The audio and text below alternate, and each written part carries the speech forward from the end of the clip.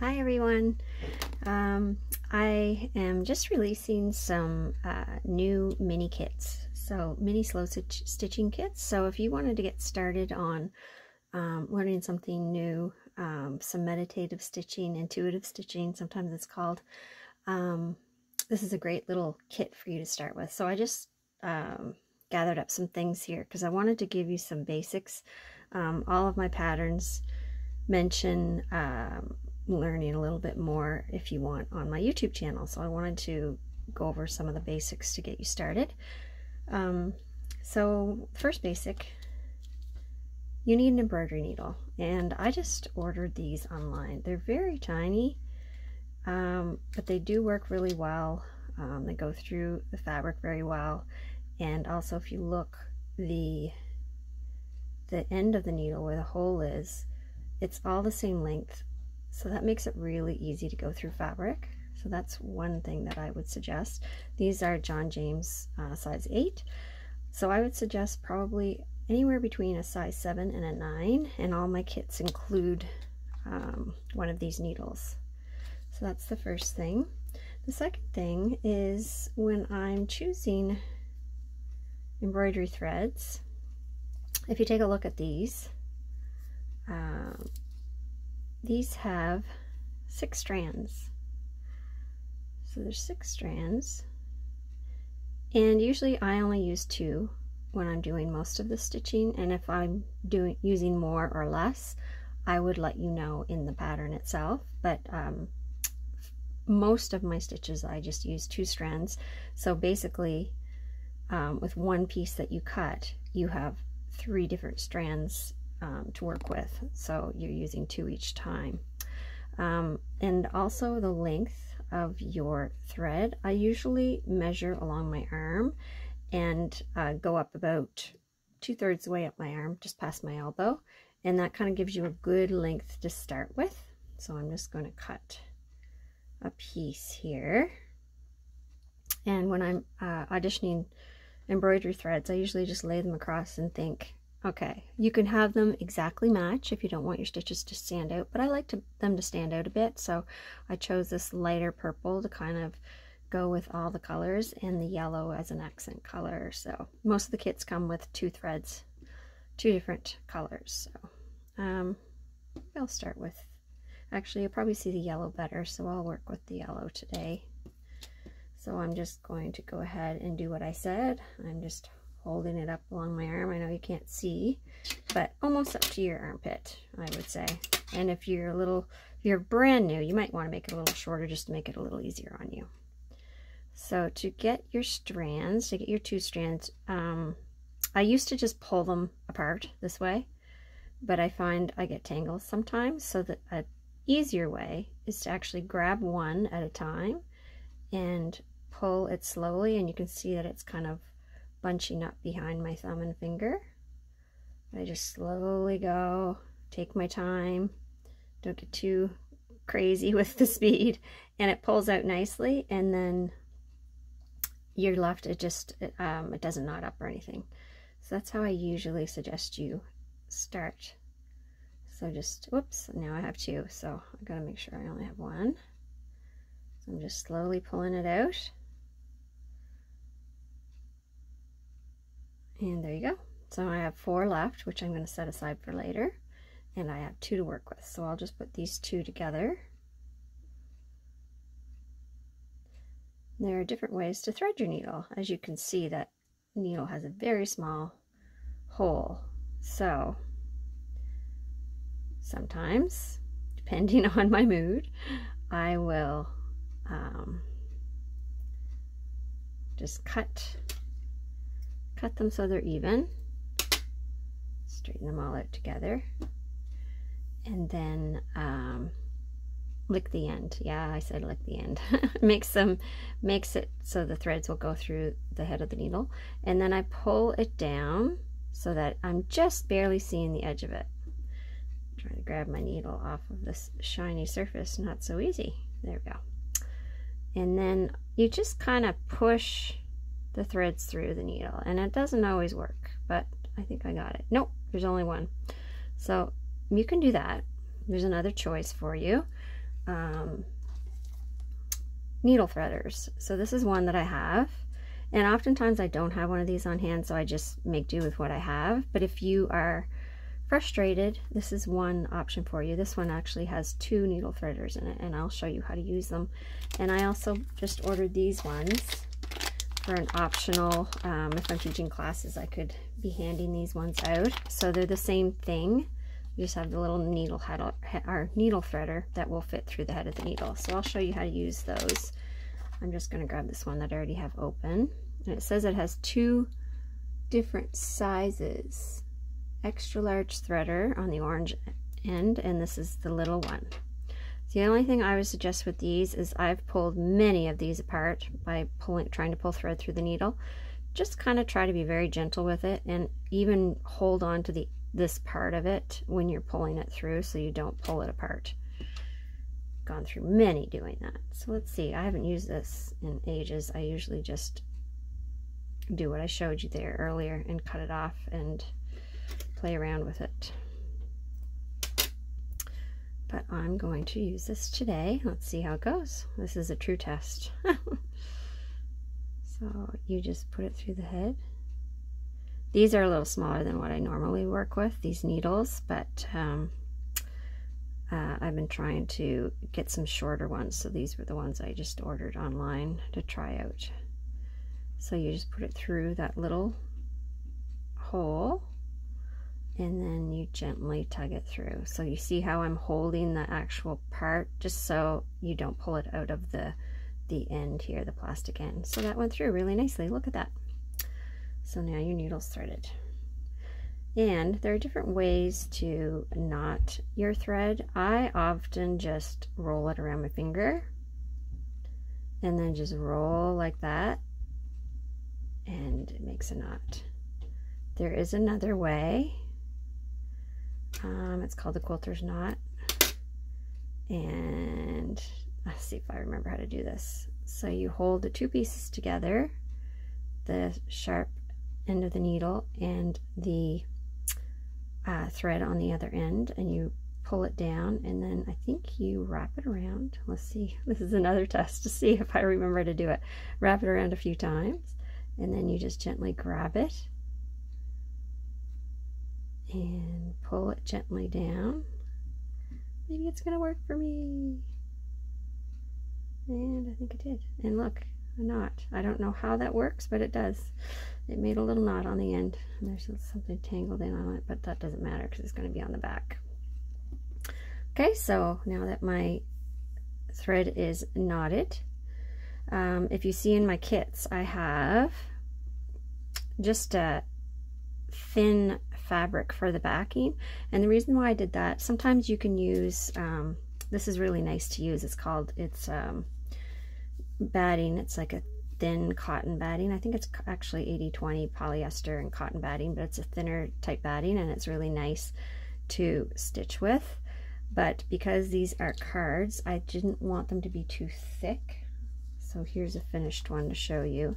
I didn't want them to be too thick sitting on top of the card, so I decided just to do fabric. So the fabric is the background. Actually, you can see it on this one a little better. So I've used that white in the background and then just placed my pieces on top. Okay, so that's what I did. I took my piece, it's a little bit smaller than the card, and then I just found some pieces and ripped them and placed them. And I'll show you how. Like if I have a scrap of fabric, if I have a long strip, you just have to put a little nip in it and then rip it, and that makes a nice textured edge. Sometimes a little too textured and you have to cut it off, but that's okay. Okay, so then I've just placed them all on where I like them, and once I'm happy with how they are, you don't have to do them how I have them pictured in the kit. You can play around if you like. I've put extra pieces in to make it your own. So usually if there's 6 pieces or 6 or 7, I'll include a couple extra just to kind of give you some choices. I'll be right back. Okay, so once you're happy with how it's sitting and your pieces are overlapped, I'm actually going to set this aside so I don't end up losing it. You can tack it with a glue stick, a simple glue stick. And that's usually what I do, but there are some different choices. So if you do tack it with a glue stick, like I'm going to show you, you just give it a quick little press with your iron after, and that kind of dries the glue and sets it. And once you glue it, it's not going to be, as long as you're not using too much glue, it'll be fine. But if you don't want to use the glue stick, you can just use regular sewing thread and maybe a matching one. So for this, I might choose like a light purple or something like that, and just put a few little tacking stitches in it, and I can show you that too. So with the glue stick, I just lift up each piece and just add a little touch of glue. And this is just to hold it until I have everything tacked down. And if you want to move anything, you just have to rip it off. It's not it will come off again. But if you'd rather do tacking,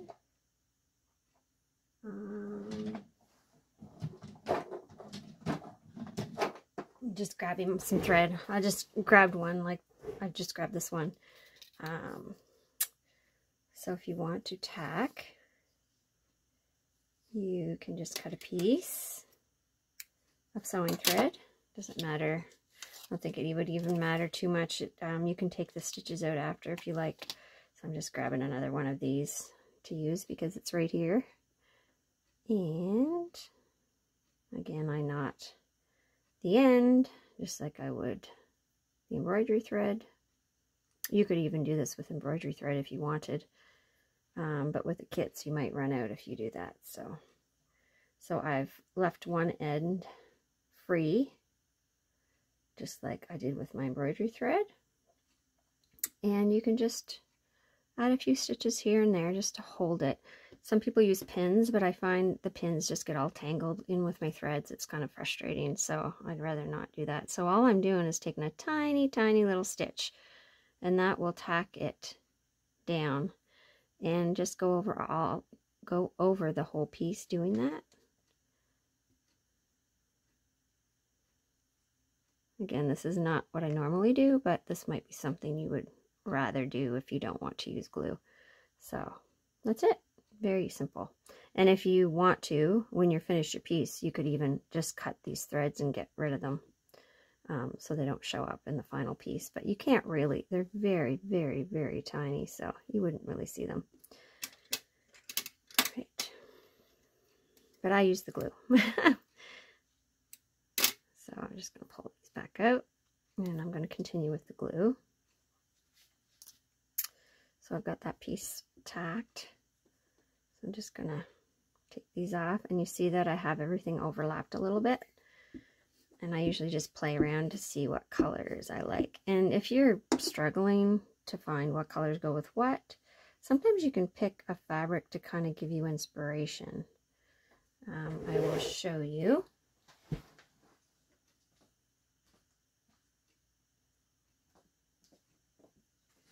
So I actually started with this piece, and it was I was going to add it in, and then I kind of felt it was a little too distracting, so I decided not to use it, but I still used it as my inspiration to choose my colors.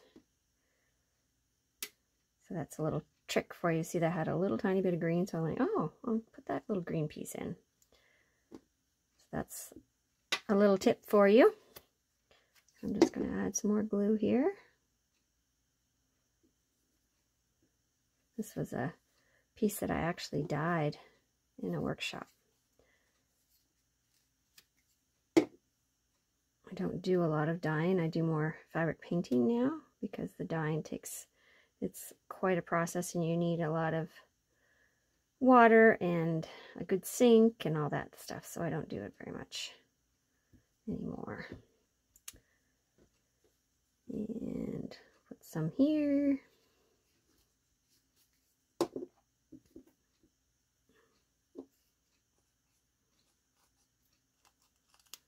If you have pieces that are cut already, you can just pull some of the threads out to fray it a bit more if you like that look, which I love. Gives it a little more interest and texture. I was going to lay it this way, I think.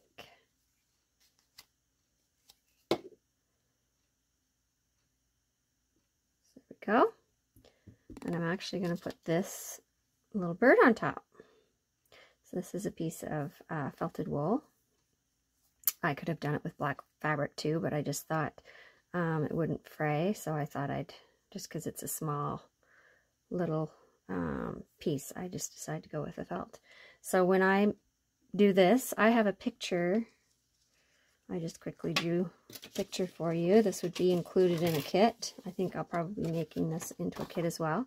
So this would be part of your pattern. You would get the outline of the shape. So you take your piece of paper, and I use freezer paper, which is shiny on one side and dull on the other, and you lay it on top, trace it, and place it on whatever it is that you're going to cut it out on, onto the front. So you have to decide, okay, I'm going to do this way or this way. In this case, I decided to continue with that direction. So I just placed this on top, I traced it, and then I put it on my felt piece, laid it on top, and ironed it to the piece. So this, if this shiny side actually sticks to fabric temporarily, so I just ironed it on, and then I just cut out my shape. So I would have cut out my shape. If you don't have freezer paper, you could just do it simply on a piece of paper and pin it to your fabric and cut it out. And I see that I got a lot of odds and ends here. So I'm going to give this a quick press just to dry the glue, and we'll go to the next step. Okay, so I've pressed it, and I have my needle and thread ready. I will probably end up putting this on a little later, so I just kind of get an idea, okay, I like how it looks. And I will do a few stitches and then maybe add it in a little while. So I'm going to show you a few basic stitches to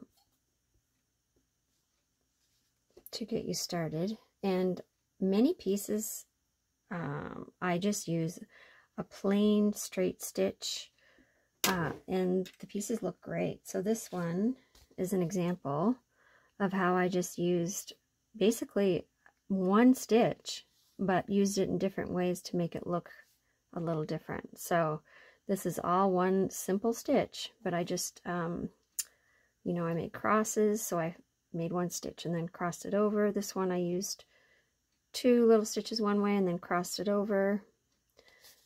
When you put a bunch in a line, it's called a running stitch. So this is a running stitch, and this is more of the same straight stitch. And this is called a seed stitch, which is still just a straight stitch, but put in different orientations. This one, these are actually straight stitches as well. They're just very long. And I also did, it's called a whip stitch along the edge, which is just basically a small straight stitch, but it goes over the edge of the fabric. So I will show you how to do that too. Just looking at this one. This is called a back stitch. So if you want to do one long area where it's one stitch after another, that's called the back stitch. And I can also show you how to do a French knot. Okay, so let's get started. So I've got my thread ready to go. And I'm going to start off with, let's do a running stitch just along the edge of this purple. I don't really plan ahead what I'm going to do. I just kind of intuitively decide what would look good. Now this, I could go along the lines of this fabric, use my fabric as my inspiration if I wanted. But I think I'm going to just do a running stitch along here. So you can do this loading a few through a few stitches at a time, or you can do it one at a time if you're not comfortable in doing that. And notice these aren't perfect. I like when people know that things are made by hand, and if it's perfect, it certainly doesn't look like that, and it causes a lot of frustration if you get a stitch that's not quite right and then you have to undo it. I don't agree with that. I'd much rather just have it look more natural. So I'm just going to go along the edge here, this purple piece, and that's it. So you see I loaded a couple stitches at a time, but if you don't feel comfortable doing that, you could do it, go up, then come down, and then come up, and go down. This is my seed stitch, so it's just a straight stitch going in different directions.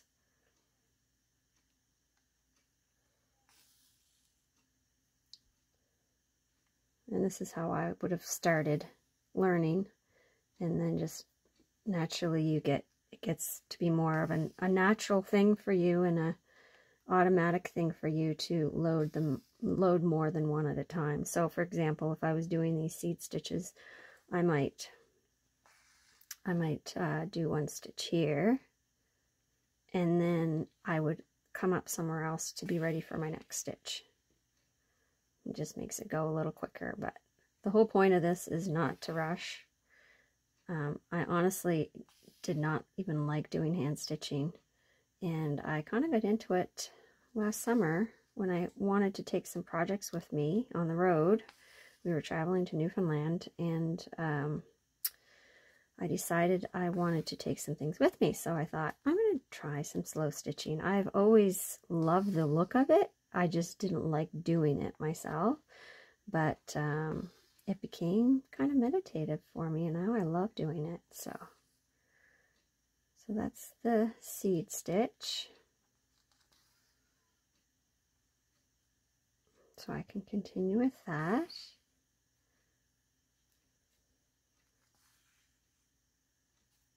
Okay, and I'm just gonna put this in my fabric here and get another needle and do some things with the purple here. So I'm gonna grab a piece,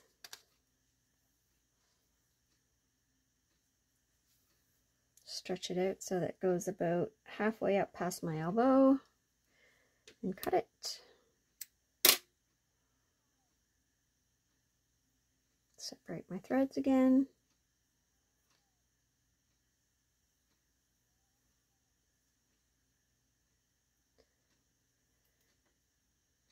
Them together.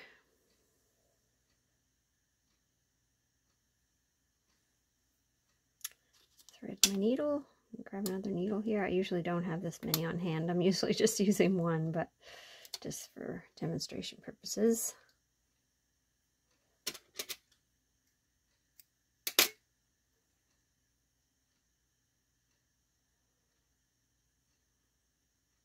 See if I can show you again how to do this and it be successful. Yep, I was successful that time. So see, I got both through. Sometimes you have good days, sometimes you have bad days. All right, so I was going to show you a whip stitch. So I'm just going to come along here, along the edge of this fabric, and show you a whip stitch. So whip stitch is basically you're going along the edge of a fabric piece, so you're using the edge of the fabric as your guide, and you do little straight stitches that are perpendicular to the edge of the fabric. Again, if you wanted your stitches to be a little more perfect, you could use a friction pen or some other erasable pen to maybe put a little dot, measure your dots and put them in, but I like just doing it organically. And some people use thimbles when they're sewing, but I find they just get in the way half the time, so I don't even use those unless I'm using working on a thicker fabric, like an upholstery fabric that's a little thicker, but I rarely use a thimble. Okay, so that's the whip stitch.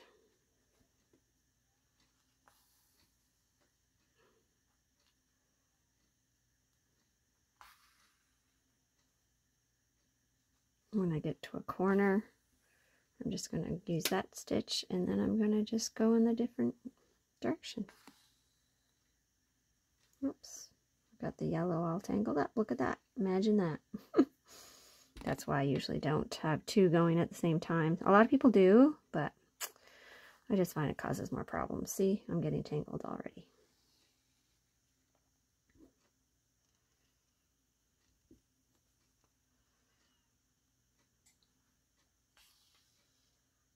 Once I get this stitched down a little more, I'm going to show you how to do whip stitch if you want to go to the next area. It's the same as I showed you before. You just kind of come up to where you want to make your next stitch. So I'm coming down there and coming up beside. Okay.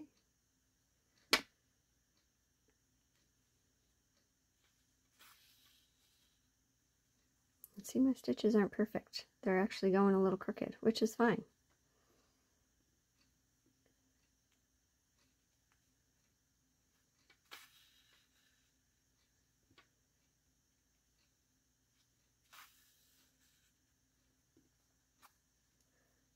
All of my kits have samples of all the different stitches that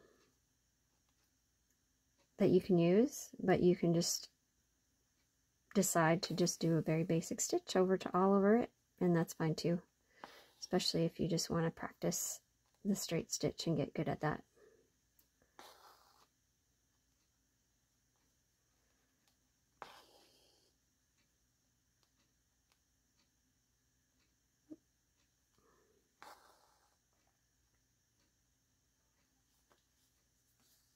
I do a lot of this stitching in front of the television at night when I have been in my studio all day and I'm exhausted from working, and my husband and I are watching a show at night. I keep my hands busy by doing some little projects like this.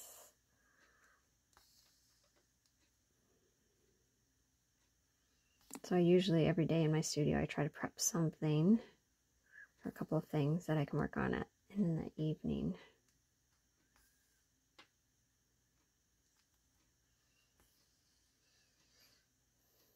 Really crooked on that one. I'll make one more stitch here.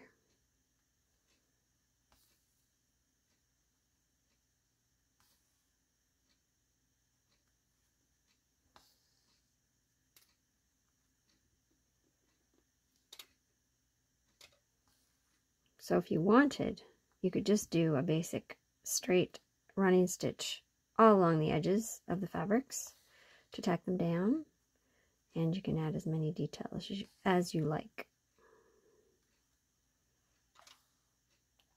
Now this whip stitch can be done on an angle as well, so instead of being perpendicular, I would come down here. I can actually show you, I'll just take it out after. So if I wanted to do it on an angle, I could do it that way too. And oftentimes, I will do that if I'm adding something like this, and it's a small piece. I would do my whip stitches on an angle, just so it doesn't take up as much of the applique of this piece. The stitching doesn't take over the piece, so it kind of melts more into the background, I guess. I just like the look of it better if I do my whip stitches kind of on an angle, and even kind of mimics the feathers, the direction of the feathers too. So I'm actually going to take those out, which I don't do. This is very often, but I was just showing you what that stitch looked like. So now I have to rethread, which a lot of times you have to recut the ends so they're even.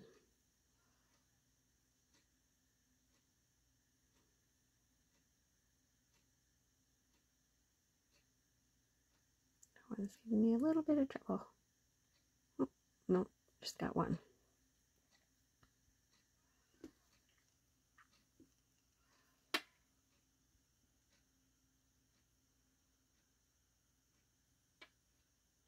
I just kind of saw the needle along the edge of the threads. There we go.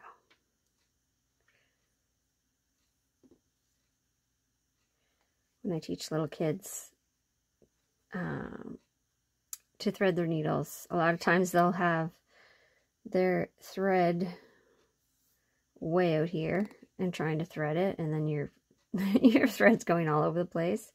But it's really important to bring it as close as you can. You can just see the tip, and it makes it much easier to thread.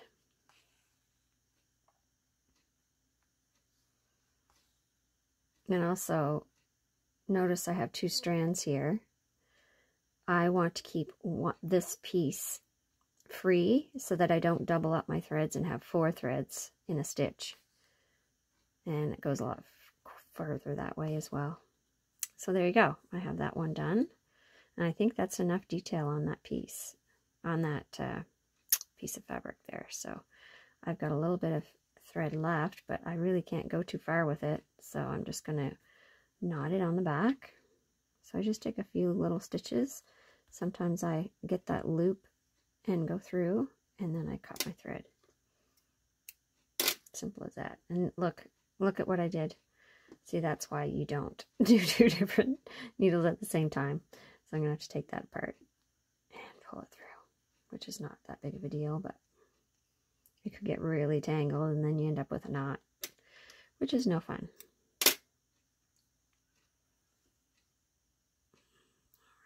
I'm going to show you, actually, you know what I'm going to do? I'm going to add some French knots to that piece just so I can show you what a French knot looks like. Now, one note, when you're ending to make your knot, you have to have a little tiny bit, like 3 to 4 inches of thread left to make your knot. So don't go right down to the very end of your thread when you're finishing. Leave a little bit so you have enough room to knot it on the back. So I'm going to go towards the purple piece maybe and add some French knots to that piece just so I can show you what it looks like. So I'm just heading towards this piece down here. Adding more seed stitches.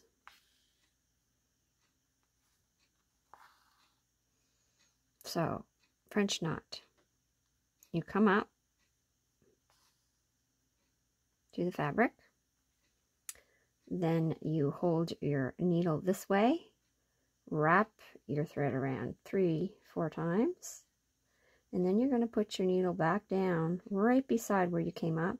And I usually pull the thread so that it kind of bunches up on the end there, and you gently pull it through. And this is why it's very important to have, makes it so much easier if you're doing French knots, if you have a needle that's pretty much the same width all the way to the top.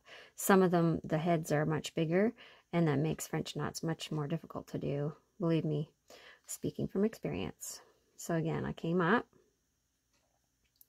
wrap your thread around 3 or 4 times, and then go back down, pull, and I have my little French knot you can see that's coming. This does take a little bit of practice to get the hang of, and I've had many knots. I think one of the biggest things to remember is when you're coming back, hold this thread with your thumb so it doesn't get unruly, and push the needle through with your other. There we go. And if you have more threads, of course, if I use six threads, I would have a bigger French knot. So if I had used all 6 of my embroidery threads, you see how it's the thread's getting shorter. It's getting more difficult for me to do the French knots. You kind of have to have some extra length to work with. So I think I'll do one more. Just randomly coming up. You see, I don't have a lot to work with here. I probably shouldn't have done this last one. That's why I wanted to show you. And then go back down. See, I'm having trouble. looking at the camera to make sure that I'm on camera, and lost track of what I was doing. 1, 2, 3. See how I'm holding it with my other finger? So do what I say, not as I do, I guess. I shouldn't have done this last stitch. So I'm going back down and see I'm holding it with my thumb, slowly bringing it through. Take your time, don't push it, and you have the knot. There you go. And then I'm just going to do what I did before to make my knot on the back. I just take a few little stitches. Whoops. I've come undone.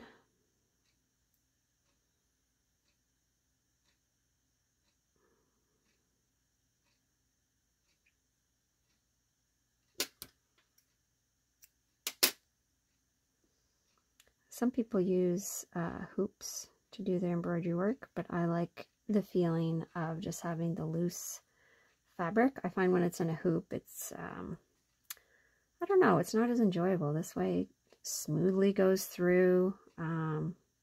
So I guess it depends on what you like.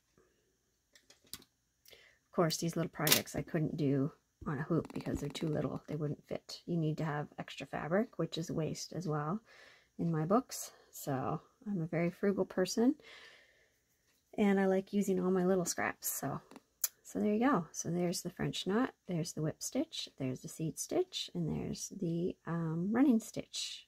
And these are straight stitches as well. I'm trying to think. Oh, the back stitch. That's the only one that I haven't shown you. So maybe I'll do that on this piece just so I can show you. Let's go with purple for that piece. So I'm going to grab, so right now I have two different, I could try to pull this through, but speaking from experience, it does get knotted sometimes. So to not be wasteful, just do one at a time. It's so much easier. And sometimes you do get tangled, but you just pull it out and keep going. So what are we doing? We are doing the last stitch here. Back stitch.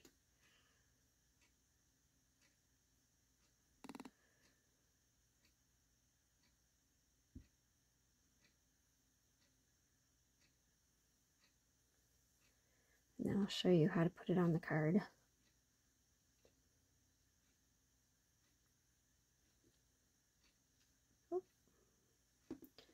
Okay, back stitch.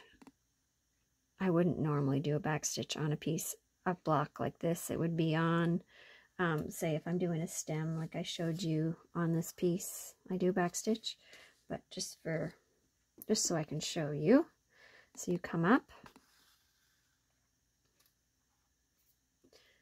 you go down, and then you take your next stitch, just one, come back up.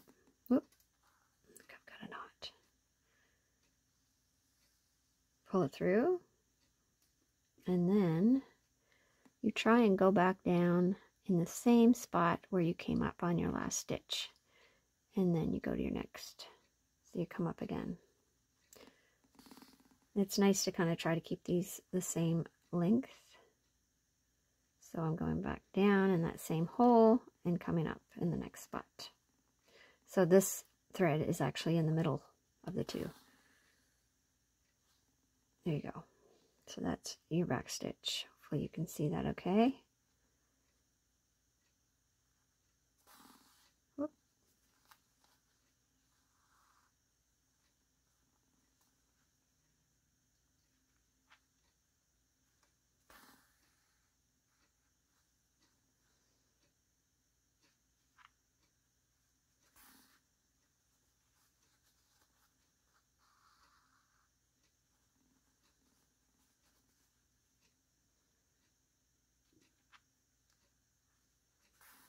That's it.